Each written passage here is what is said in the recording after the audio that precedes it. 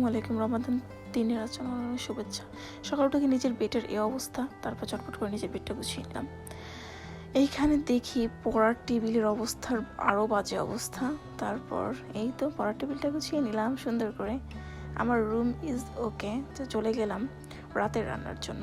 রাতের রান্নার মতো আমরা দুপুরই করে থাকি। একদিকে মাংস বসিয়ে দিলাম, আরেকদিকে ইফতারের জন্য বুট বসিয়ে দিলাম। তো এগুলো হয়ে থাকতে আমি নিজে একটা ডাল চচ্চড়ি করব। তো এই তো কড়াইতে তেল এবং পেঁয়াজ কুচি দিয়ে কিছুক্ষণ ভালো করে নেড়ে চেড়ে এখানে একটু হলুদ অ্যাড করে এটাকে একটা ব্রাউনিশ কালারে নিয়ে আসবো। ব্রাউনিশ কালার হতে হতে তারপর দিয়ে দেব ডালগুলো আগে থেকে ধুয়ে রেখে শুকনো করে নিয়েছি। ডালগুলো ভাজা হয়ে গেলে আস্তে আস্তে ডালের কালার যদি চেঞ্জ হয়ে আসে তখন এই ডালের সাথে কিছু পানি অ্যাড করে দিব। এই তো পানি অ্যাড করে দেওয়ার পরে এই ডালটা হতে থাকে। এখানে হতে হতে আমি চলে গেলাম আমার ইফতারের আইটেমে। ইফতারে আজকে শরবত করব। দেন এখানে আলু নিয়েছি, আলুর একটা চপ করব অ্যান্ড ফ্রেঞ্চ ফ্রাই করব। তো আলুর সাথে কিছু মশলা অ্যান্ড কর্নফ্লাওয়ার মেখে আমি কিছুক্ষণ রেখে দিয়ে এটাকে ভেজে নেব। অ্যান্ড তারপরে এই তো এরকম লম্বা করে ফ্রেঞ্চ ফ্রাইয়ের জন্য রেখে দিয়েছি।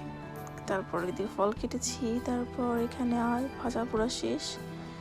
আর এইখানে আমি আজকে পিৎজা বানানোর জন্য নিজের ডোটা রেডি করছি।